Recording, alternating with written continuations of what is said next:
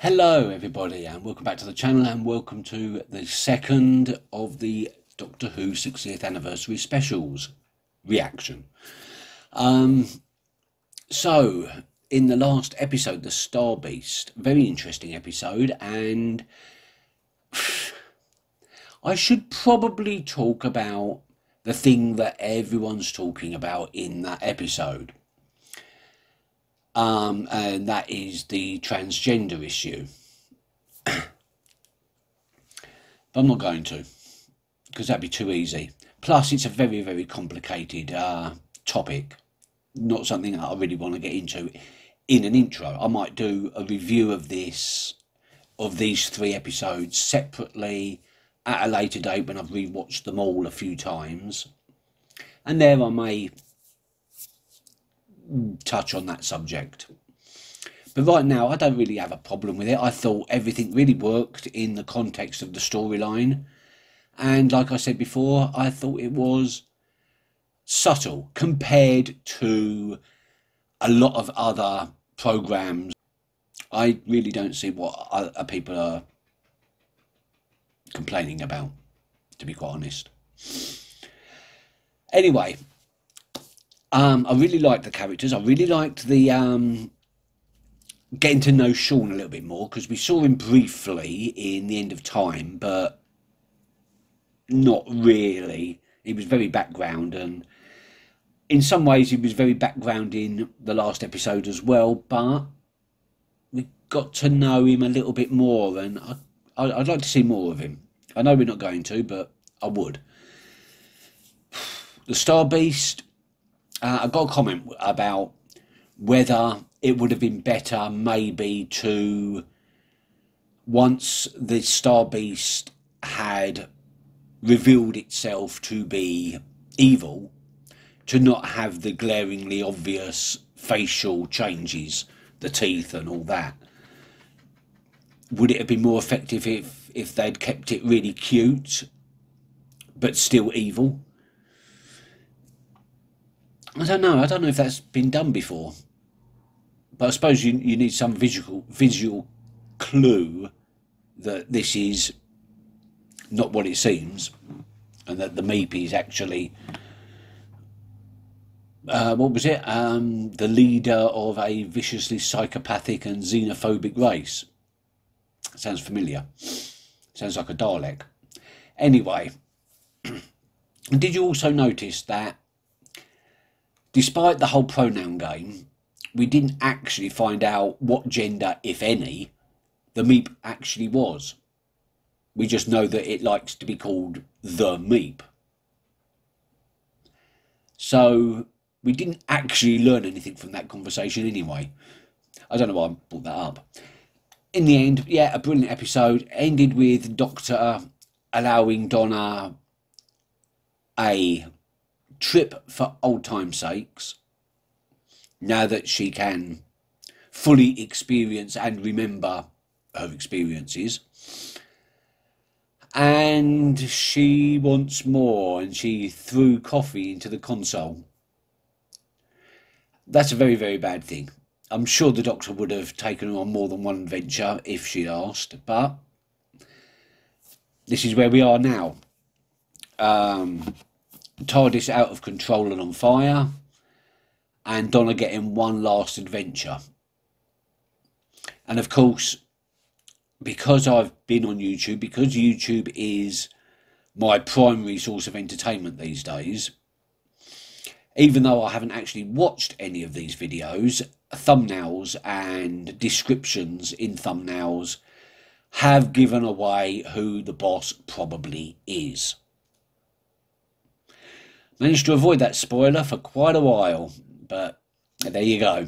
It was my own fault. I did actually watch a review of the Star Beast by one of my favourite Doctor Who reviewers, Council of Geeks, and they happened to mention the, I'm not going to say it, the guest star that's coming up, possibly in this episode, probably is going to be in the next episode. I know who that is. That might not be the boss that they're talking about, or the Meep was talking about.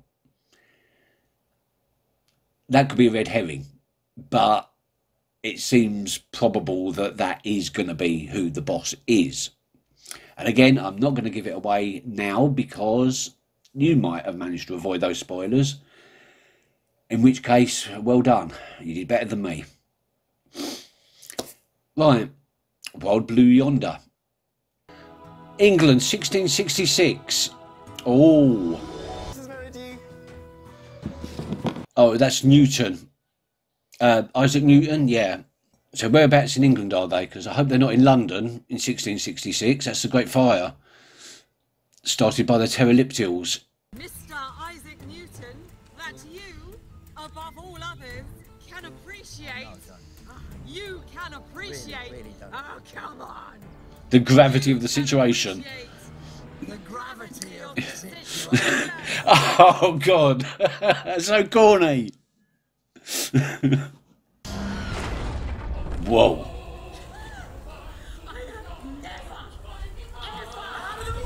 Where the...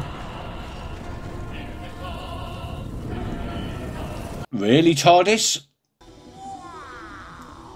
Nice. Yeah.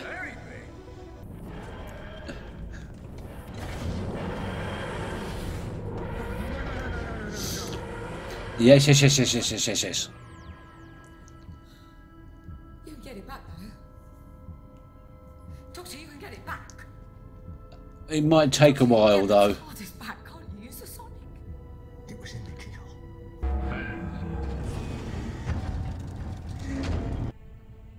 What was that? Like circuits moving. Can you talk? That is a very decrepit robot.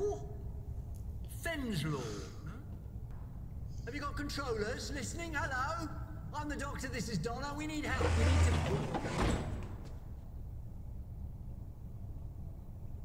to... Okay. Is that it? One step at a time. What is it? I think it can only take one step every, like, year. The spaceship seems to have powered down. Basic functions ticking over. Oh, Anyone getting Girl in the Fireplace vibes here? 3 years ago. And then it closed. Oh, I'm sorry, Noah. The TARDIS was out of control. It's taken us to Outside. the edge of the universe. You said no signs of life. Are you absolutely certain? Collins.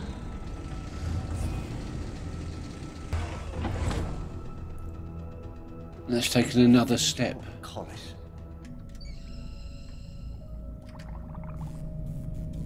So who built this ship? Where did it come from? And what about the airlock thing? Who were the crew? You were fast. I did what you said. Give me a minute, not yet. Exactly the right milliliter. And Wilf, your grandfather? What would he do? Oh, him. He would install himself with a sleeping bag and a thermos, and he would sit there forever, calling you everything, wouldn't he? Yeah. He loved it, Wilf. Do you miss home, Gallifrey? I suppose. Donna's acting weird. This Donna. That got complicated. My arms are too long. Yeah. Wow. I spoke So to her last night. that isn't the Doctor, and in the other scene, that wasn't Donna. Hungry. So who's replaced them? My arms are too long. Your arms are too long. You're right. My arms too long. Look.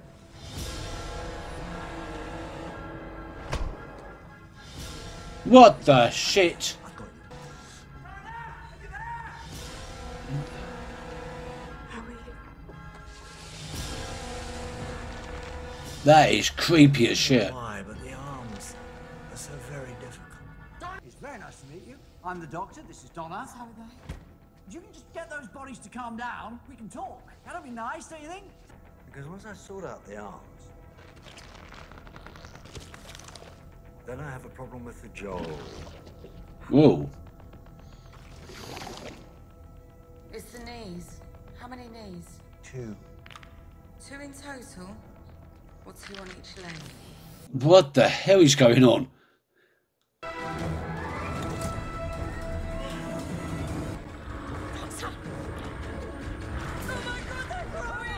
Oh my god, this is nightmare fuel.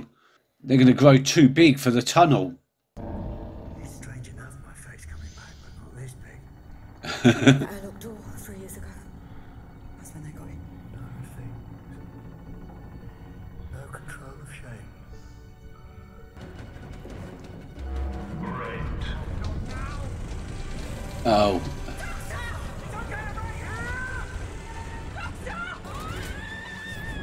Oh. They're in different passages.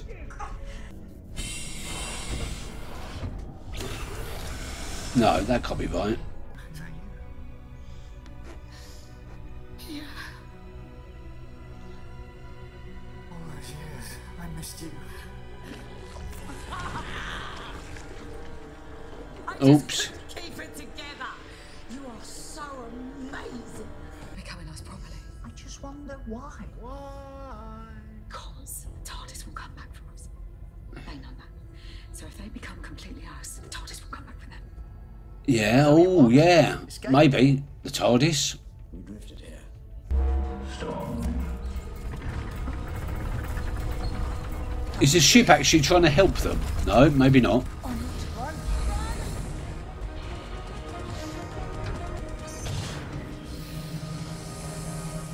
Why? I don't understand why. What are they scaring us for? 10 minutes ago, they'd have ripped that door off its hinges. Now they're just standing there. Yeah. Into shape. Almost complete. Yes, but Powerless, so. listen to my questions, thank you very much. Why are they making us so scared? If they want to copy us, why don't they just sit in a corner and do it? Why terrorise us? Yeah, that's a good point. Are brilliant. Why provoke us? Unless that's how it's done. Fear. The more scared we are, the more the blood pumps, hypothalamus, adrenaline. We think faster and faster and faster. Oh. Goosebumps like Braille. You're reading us, is that right? How can you not think on a ship full of questions? Why the empty chair? Why do the walls keep moving? What are the words in the air? And why did the airlock open and close 3 years ago? Don't.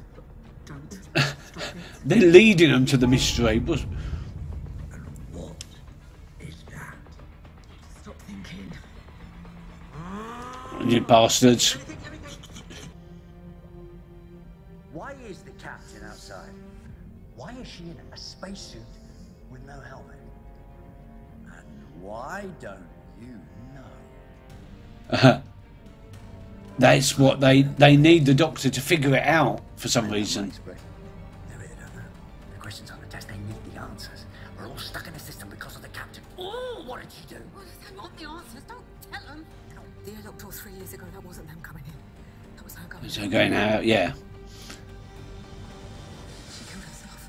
But what for? She hid her thoughts. So we couldn't see.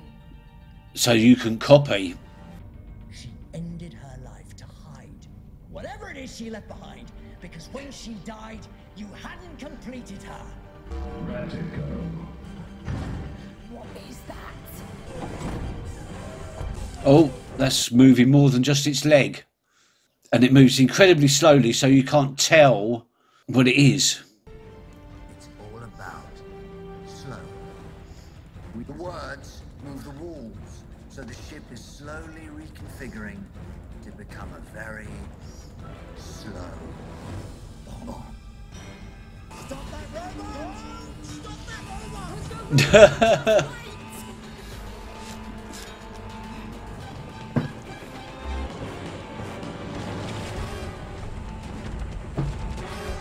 Oh, that was a cheap trick. Nice.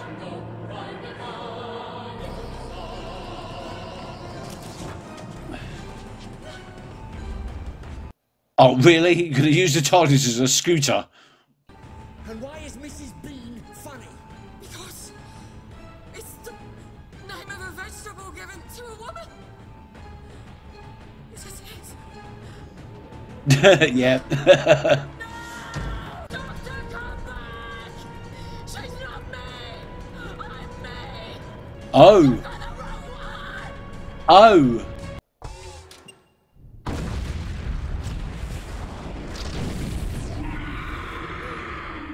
They didn't honestly bring Donna back just to kill her off.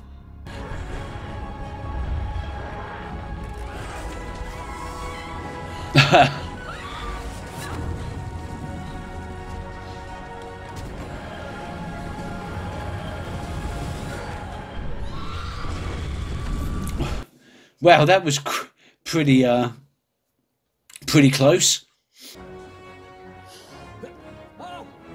Ah! Bernard Cribbins. I said so. Oh, Doctor, that lovely face. It's like springtime. What is going on? The whole world coming to an end. Oh, jeez. Okay, I'm back, and I've now watched it a second time, and I don't think I learned anything new that I didn't know from the first viewing that you've just seen. I just got to experience it again straight after, and it was well worth watching again. I really enjoyed it. This was pretty much everything you could expect from, well, you used to be able to expect from Doctor Who. It was intimate and personal, with fake Donna and real Doctor, and fake Doctor and real Donna, whatever, having their conversations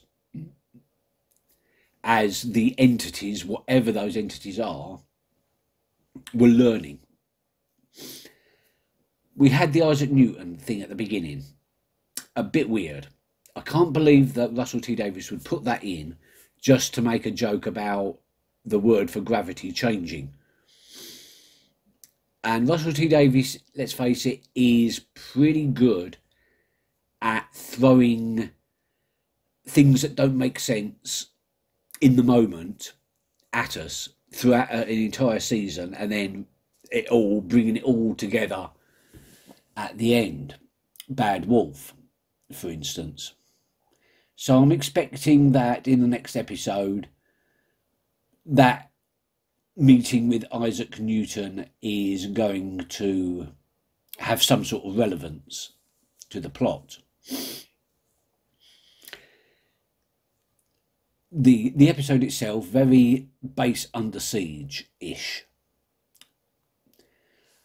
Doctor without his TARDIS, without his sonic screwdriver, having to do everything with his wits and with his brains, and with Donna's brains as well, which is the way we like it. I mean, the sonic does get used as a ex machina thing that, you know, it can do almost anything that the Doctor requires it to do.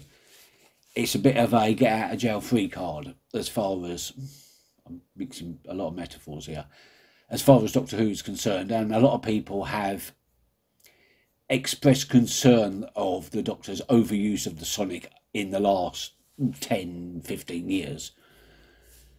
So it was good to get a storyline that he had to solve without the use of his tech. And what he had to solve, a great little mystery. It gave me Doctor's Daughter vibes in that respect. Just the fact that all the clues were there, he just had to put everything together in the same way as in the Doctor's Daughter, Donna has to put everything together and figure out the truth of the scenario. And it was brilliantly put together. The whole backstory and the plot of how these things arrived on the ship. But what nightmare fuel it was so, what's the word for it? Creepy. Creepy, horrific. The oversized Doctor and the oversized Donna with their distorted limbs and chins, and when they were running down the corridor after them, when they were getting bigger and bigger and bigger. Oh my God, that is true nightmare fuel. And it probably wouldn't have been as creepy or as nightmare fuelish if it had just been some generic alien form that was doing this. The fact that it was in the form of the Doctor and Donna made it just horrific to watch. Oh, creepy, but effective. Super, super effective. I mentioned about the closeness and the intimacy of the, running down corridors, quintessential Doctor Who stuff. And that is something I think was missing from the Chris Chibnall era, and it was one of the reasons the Chibnall era didn't work as well for me as it could have done, because I had no real concern about the storylines. I thought they were pretty good, but it was his choice to film in this super glorious panoramic views and stunning vistas of scenery and background. It was too big, it was too wide a canvas for me. I like my Doctor Who canvas to be small and detailed and intimate, if that makes sense. I don't want to sit around and compare every episode to the Chibnall era, but it's hard not to notice the change of direction and the change of feel of the show since the Chibnall era. And I'm not going to say it's exactly like it was before in the Stephen Moffat era either, or in the original Russell T Davies era, because Russell T has evolved in the last 15... Well, when was the last time he wrote for Doctor Who? In the last 15 years? He has grown as a writer. He's grown as a human being, and as as a producer and a director. I don't think he directs, as a producer. And I think that shows. But it still feels like quintessential Russell T Davies material. And if the finale of this, because I'm thinking of these as a 3-part, not a 3-parter, but three, like this, almost like Flux, really.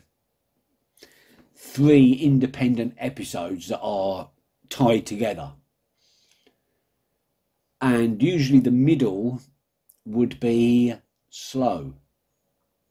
It would be a fairly fast-paced beginning, a slow middle, and a really fast-paced and jam-packed finale.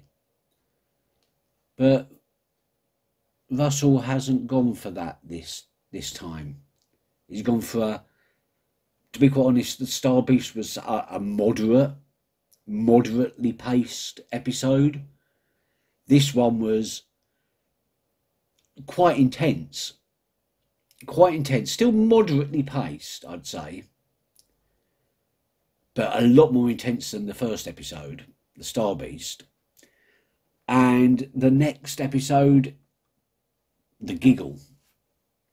What could we expect there? Well, I know what we're going to expect. We know what's going on. Oh, sorry. I will point out that scene with Wilf at the end with the late Bernard Cribbins, very touching, very moving. If that's all we get with Bernard Cribbins, and I highly suspect it isn't, I highly suspect that he's going to be in the next episode quite prominently, but even if he isn't, that was a beautiful goodbye. That was just to the actor, a beautiful tribute to Bernard Cribbins, who an institution of British television and film. I think he was in the original Doctor Who movies with Peter Cushing, I believe. Anyway, it was beautiful. I do hope that he did film more than just that one scene, and he filmed the at least a little bit for the next episode. But I'm not going to worry too much if we don't see him, if that makes sense. And we're gonna come to it where everyone seems to be going mad, bit like End of Time, when they were all dreaming of the Master, the Master who has hypnotic powers. Could it be the Master? Could there be a double bluff going on? Thank you very much for watching, and I will see you in the next episode, which is called The Giggle, and it is going to be legend. Wait for it.